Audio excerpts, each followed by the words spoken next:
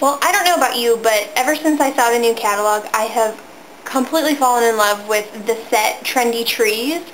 It's this cute little set, mix and match tops and bottoms for trees.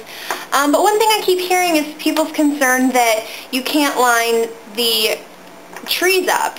You'll have a hard time matching the tops of the trees to the bottoms of the trees. Well, really it's not an issue. Use your Stamp-a-ma-jig.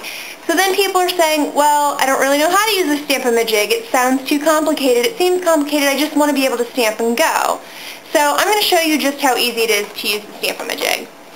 So I'm going to take my bottom of my tree here and my Close to Cocoa ink, and I'm going to take my Stamp-a-ma-jig. Now if you notice, this is the old Stamp-a-ma-jig. If you look in the catalog now, it's now black and it says Stampin' Up on it. Same thing.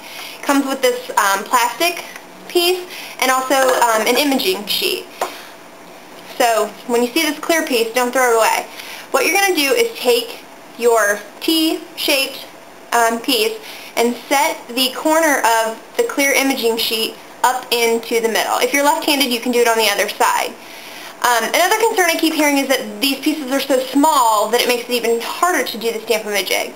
Well, you don't have to do it right side up. You can do it sideways. So what I'm going to do is I'm going to ink up my bottom of my tree, and I'm going to put it this way and then stamp it down onto my imaging sheet.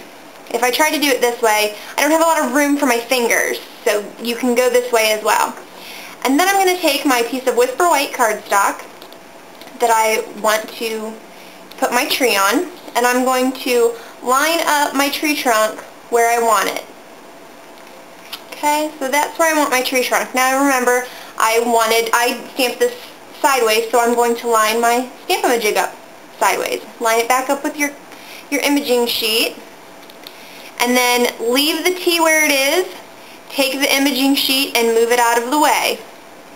I'm going to ink up my stamp again, and I am going to, let me turn this sideways for the sake of Stamp-a-ma-jig. So I'm going to line it up again, and then I'll take my piece and line it up,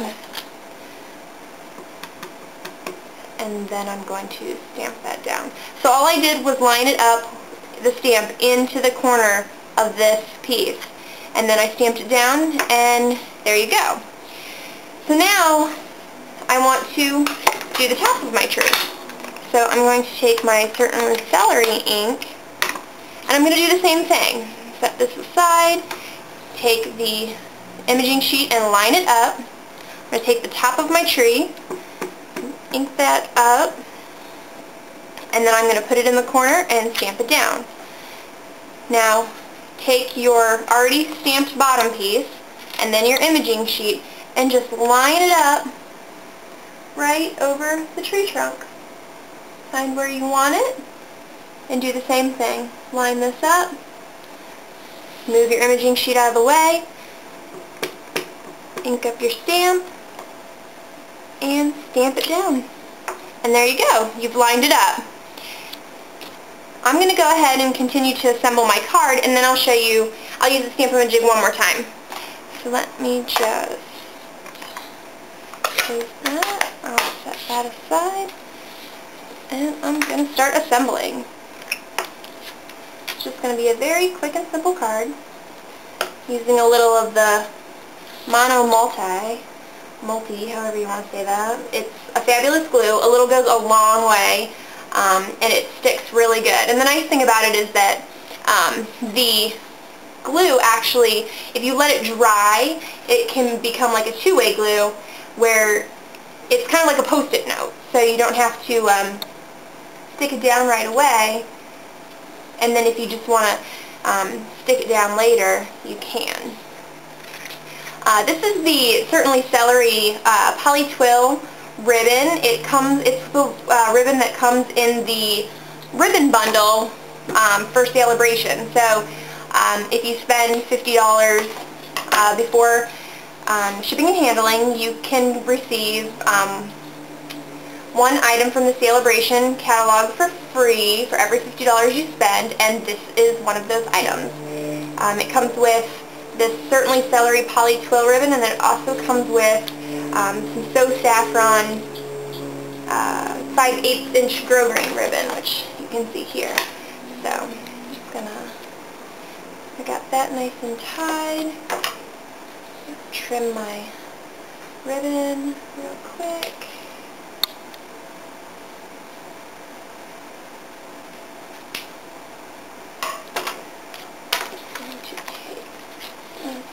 Keep assembling.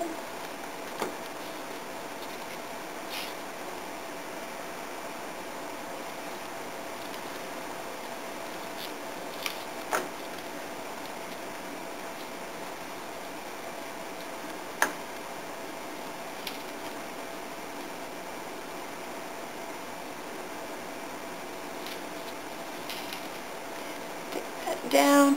Okay, and now I'm going to stamp my sentiment. And that's what I really use my Stamp-a-ma-jig for a lot, is my sentiment, because I don't want it to be crooked. Nothing ruins a card like an obviously crooked sentiment. So just a quick thing. I'm going to take this, got it in my imaging sheet in, stamp down, because you can see that I've mounted my stamp a little crooked. So I obviously wasn't paying that much attention. I was just so excited to start to use my stamp sets. Now, I'm kind of running into my ribbon here, but that's okay. I'm still lining it up with my imaging sheet. It probably would have been best to stamp this first before I adhered that layer, but it turned out alright. So I've stamped my image, and look how nice and straight it is, and my tree top's lined up. A great tip, if you are going to use the Stamp-a-ma-jig, or if you have a set like this that requires the Stamp-a-ma-jig every time, is to take a piece of clear acetate or a piece of vellum and cut it down, and then stamp your image on it, and then keep it. Don't, like this, I'll wipe this off, and all of these 3 things that I've stamped on here will be erased, and I can use it with other projects. But you can also take a piece of acetate and stamp it with stays on, and then keep the piece of plastic in with your stamp set, so that the next time you reach for that stamp set, you don't have to use the imaging sheet again.